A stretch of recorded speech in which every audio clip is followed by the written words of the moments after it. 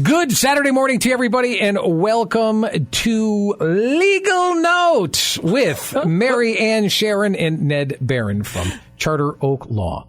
Good morning. What a greeting. Well, of course. Good Absolutely. morning. So let's get right into the show this morning. Let's talk about wills. More specifically, what happens if someone dies without a will? Yeah, we find that it's really important for people to understand. In order to understand why it's important to have a will, you want to educate people as to what happens if you die without one, right? Because the law imputes who your beneficiaries are. In other words, if you don't have a will, then we have statutes, we have laws that say, well, without a will, these are the people who are going to get what you have. And some people, that's fine. For most people, it's not fine. So yeah, that's why we wanted to talk about it today. All right. Then let's talk about first married couples. Yeah. Go ahead, Ned. Sure. Let's talk about married couples. Well, married couples come in all different shapes and sizes, meaning that the family dynamic. Right, so if you we know what you meant. Well, maybe some of us do. I don't know. Yeah, restate that. If only he had the bike this morning. All right, I'll take that. So the issue is that what is the family dynamic of that married couple? You can have a married couple that have no children. You can have a married couple that have children that are all of the offspring of that couple. You can have a blended family where there's a married couple and there is one or more children that were not the child or natural child of both parents, and you can have a married couple without children who have parents living. So the law kind of addresses all of those different situations. So I'll talk about let's say, a newly married couple. Okay. So let's just assume that they don't have kids yet. All right. So what happens if one of the spouses dies, Ned? Right? So I die. And as every attorney answers a question, well, that depends. That's right. It does depend, but it depends. So if you have a married couple and the person who passes away does not have children or parents living, then it all goes to the surviving spouse. Right. So spouse gets it. They get everything. Unless the person who died, me, in this example, let's say it's me. So let's pretend, Ned, it's you and me. And I die, everything would go to Ned unless my parents were still alive. One or both of your parents. Yep. Okay. And then, if that's the case, then your spouse, I share. Yeah. Right, gets the first 100,000. Yep. And then 3/4 of the rest, meaning that the surviving parent or parents of the deceased spouse will get 1/4 of what's left after 100,000. All right. So what happens if you are married and children are yours and your spouse? Right. So now we have kids together. So what happens? I get the first 100,000. Oh, I was dying. Well, okay, right. You get the first 100, and then you split it with the kids. Right, 50-50. Well, and the kids actually, get it at 18. Let's hold up. Let's back up a second. Oh, man.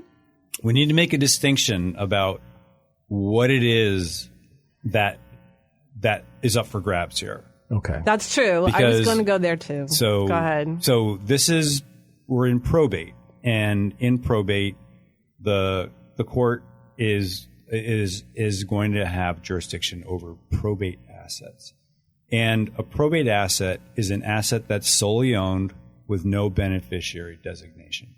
So, for example, if I have a bank account and I'm the only owner on that bank account and there's no beneficiary designation on it and I pass away, nobody has any legal authority to do anything with that asset at my death. And so that's where probate comes into play, because the court is going to have to appoint somebody that will have the legal authority to take possession of that asset and then manage it and then eventually distribute it according to either your wishes under a will, or if there's no will like we're talking about today, under the rules statute that we're telling you about. Right. So let's just kind of go over it again. So you and I are married. I die. I have a 401k. I name a charity as the beneficiary of my 401k. Ned gets nothing. Because it's not an asset that I solely owned, right? So it's not going to be, so if I have an asset that has a beneficiary, then these statutes don't apply. Why? Because they're not a probate asset.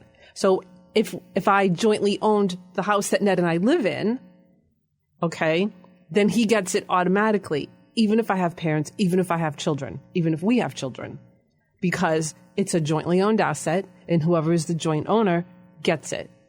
So, so let's say I die and I have that bank account, and let's pretend that there's $200,000 in that bank account.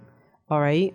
Then Ned would get the first $100,000 if my parents were alive. We're talking about no children. We're No married, children. No children. Correct. No And children. and My one parents of your are- parents is alive. So Ned gets the first $100K, Okay.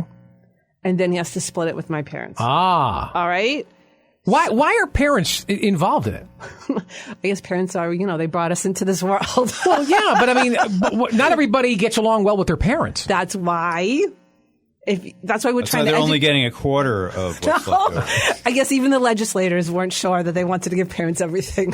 I just thought I'd ask, No, yeah, Right? It is it's an interesting question, but we didn't write the statutes, right? Right. These have been on the books for a long time, and we didn't research the legislative history to figure out. So whether you get along well with your parents or not, or maybe you have no relationship with your parents, they still get 25% each. They would. Yeah. Now let's pretend in that same scenario, Ned and I have children together. That same bank account that has the $200,000. Okay.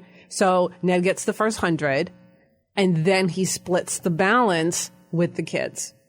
Gotcha. Now, let's say Ned, needed the money. The children could be like, thanks, Mom. Thanks, Dad.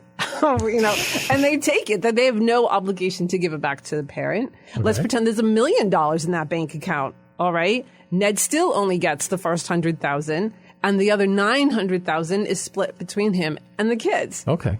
The kids don't have to give it to you. The kids, it's theirs outright at age 18. Now, so it's really important to understand. So when most people come to us and I'm like, okay, do you understand that if you have nothing, if you have no will, this is what happens? Most of the time, couples, since we're talking about married people who are married, that's not what they want. When we say to them, this is what will happen. It's particularly dicey if you have a second marriage. Again, we'll just use me and Ned as the example. Both of us, I think we've talked about our children on some of the other shows. We both have kids from prior marriages.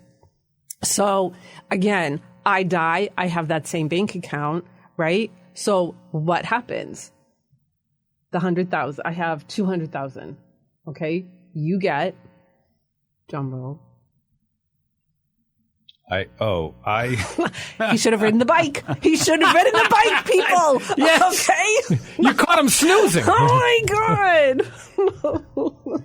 And it's early morning, folks. Early morning. Oh my God. Okay. Well, 100,000. well, no. Well, so there's no 100,000 in that case. So Okay, everything got is it. split 50-50 between go. the spouse and the kids. Okay. All right. So it's the surviving spouse is in a worse position Right. A slightly worse than position. they, right. Well, depending. I mean, 100,000 for most people in probate assets is typically a pretty small percentage of, Yeah. of Yeah. what's out there. So the bottom line is that could be everything, right? But anyway, it's a result that most people, I think, wouldn't want to have happen. Wait, and the other thing that's important to know is that the kids get it at age 18. And most of the time, we don't want 18-year-olds to get a significant amount of money, if even an insignificant amount of money. Right. Yeah. It changes. it changes. They may or may not go to school. They may have friends that they didn't know they had. They may buy, things that don't have a lot of long-term value to it. Well, they're not of age to have the maturity to understand that that's precious, that money. It's sacred. You shouldn't be wasting that on things that are necessary. So you waste it away. Especially if you are a 18-year-old male and the prefrontal cortex is not fully Let's developed. get that Corvette. I always wanted that. Yeah. So it's interesting is why, and so that's why Ned and I wanted to talk about it this morning as not a very sexy subject, but it's really important for people to understand. If you don't have a will, this is what's going to happen. And there are other scenarios. Ned and I could go through the statute, but it'd be pretty boring to all of our audience that, 3/4 this, 1/4 that, first 100,000, 50% this. But the state does make those decisions for you in the absence of a decision. You don't make a decision, the state makes a decision. Some people, like I said, are fine with it, but most people are not fine with it. So... Stepkids get certain things. You keep going down the line to who your next of kin is. And you raised a really, really important point. There are people who are in our family, there are family members who we do not have a relationship with. Sure. There are siblings or children who are very well off and other children who need the money more. And the law does not distinguish based on need or based on your personal relationship with someone. So let's talk a bit about single people. Yeah. What happens now if you've got children but are not married, or your spouse say it predeceases? All right. So let's say you're just single. Let's kind of start with single, no kids. Single with no kids, then your parents, if living, would then take it all. Would take everything. Yep. If your parents were not living, and you had siblings, then it would go to your siblings. And if your siblings weren't living, or one of your siblings had predeceased you, then their share would go to their children if they had any. Okay. If there were no others, no nieces and nephews, then you start. Basically, you're going up the family tree. You're starting at the top with the parents, and then just sprinkling down and finding the closest living relatives that you have. So that's single, no kids. Now you have single, but you have children. Okay. So then your kids get it. Right. Exactly. Yeah. Your kids get it. Go to your kids. Right. So that's good. Some people say, well, that's fine. I want it to go to my children. So particularly, let's say people who are divorced, right? So, and they haven't remarried. And they're like, that's fine. I want it to go to my kids. But it gets us back to, do you want them to get everything at age 18? Probably not. No. Maybe small amounts you're fine with. Can you go incremental? Can you go, I'll give them 20% at 18, maybe 20% at 21, maybe 20% at 25? We do that regularly when we draft wills. Okay. Yep. And we call that a tiered distribution. Sure. Right? So, and that way, and in between those ages, you have someone who you do trust to manage those monies. They're called a trustee, who would be managing it between those ages, right? So let's say we have $1 million and your child gets it at 20% at age 21, let's say, because we want to get them through college, right? And so somebody is there managing that money, making sure that the money is utilized for college. Then they get that, I think you said 20% in your example. They get 20% at age 21. Then they get another 20% when they turn 25. Well, what if they want to buy a house? What if they move cross country? What if the car broke down? The trustee can always access those funds for the benefit of the child, right? So it provides comfort to the parent, who is dead, who's dying, who's like, okay, I want to make sure my kid's okay. Most parents, that's the big concern. Sure. But it goes to all your kids equally. Goes equally. And again, sometimes, we want to treat our children equally. Other times there are circumstances when we don't. So. Sure. Well, an example of that might be that during during your children's lifetimes that you made unequal gifts to children. Let's say you gave one child a large down payment for a house, or you had two kids. One decided to go to college, and that cost, who knows how much nowadays? 100,000 plus, and the other one decided not to do that, to pick up a trade, and so a parent might think, well, you know what? There was an unequal expenditure for my children during my life. Then at the death, I want to equalize that and make sure that they both were treated fairly, not just at death, but throughout life. So that's another example. You loaned a kid money, right? Loaned one of your kids money. They lost their job.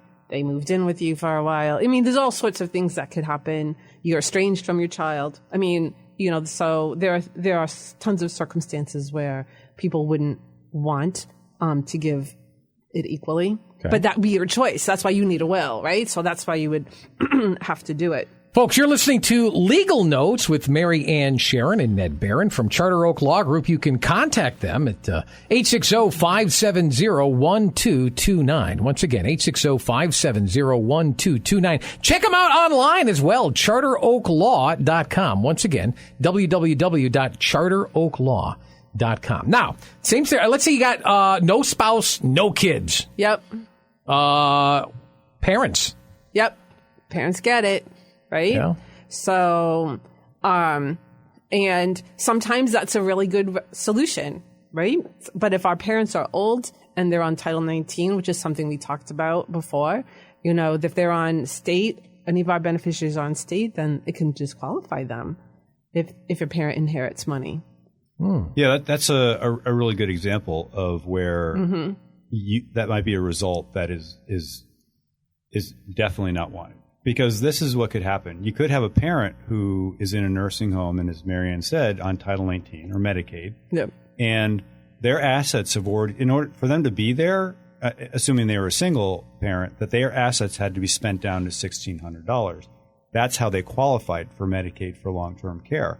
However, if they then come into, let's just say for the sake of argument, it was $200,000. That, a child of theirs that had no spouse and no children passed away. Now they're the beneficiary of $200,000. Well, this is what's going to happen. The state is going to say, thank you. Okay, well, first of all, we want to be reimbursed for amounts that we paid, benefits that we paid to you for your long-term care. Mm-hmm. So the calculation is that the state is entitled to the lesser of what is owed or one half of what was inherited.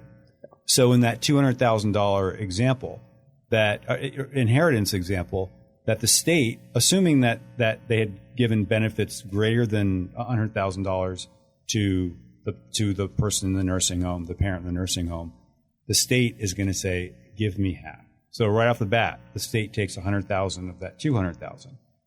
Now, the state is satisfied with getting repaid that amount. Now the state is going to say, now you have $100,000. You no longer qualify for Medicaid. Now you're going to have to privately pay for your nursing home care until such time that you spend that down to $1,600. Okay.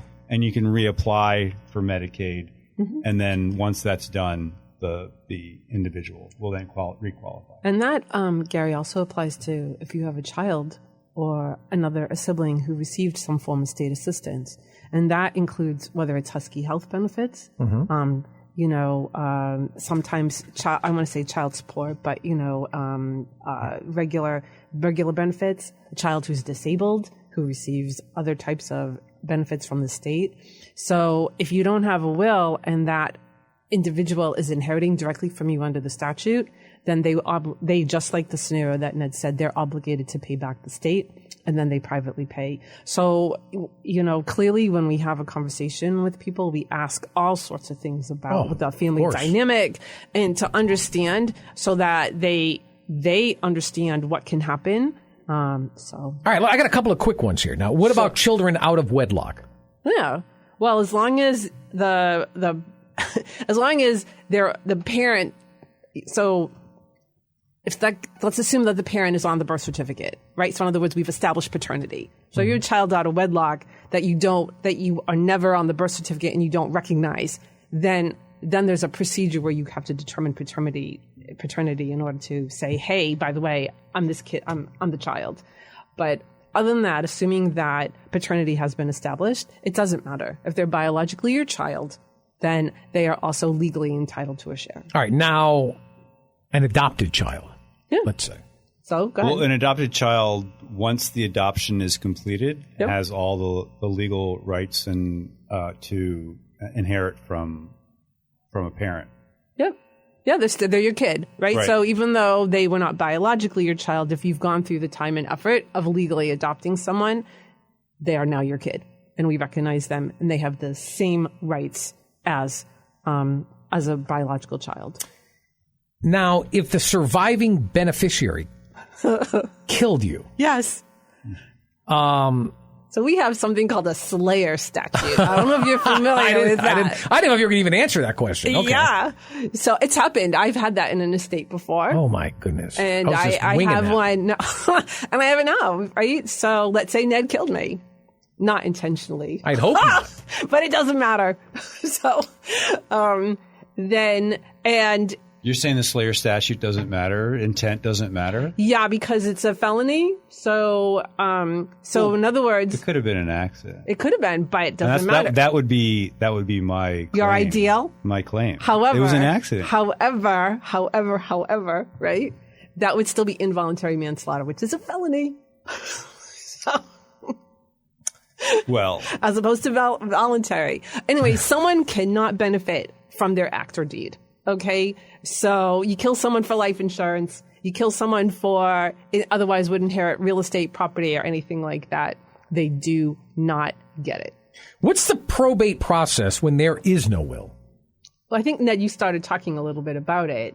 So I die, I have assets, Ned has to... Probate assets. Which, again, are solely owned with no beneficiary designation assets. Right. Okay. So... that bank account, that joint bank account that Ned and I have, that's not a probate asset. The bank account that I have in my own name is a probate asset. With no beneficiary designation. Yep. Thank you, Ned. Yes. Yeah. So, well, it's a distinction that is really important. It is very important, but most people don't understand that. When they think of, and this applies to whether you have a will or not. Yep. That a will only controls probate assets, which again are those solely owned assets with no beneficiary designation. So I think oftentimes people confuse that they have a will with, and they think that, well, that means that my 401k, my life insurance and all that are going to be controlled by that will.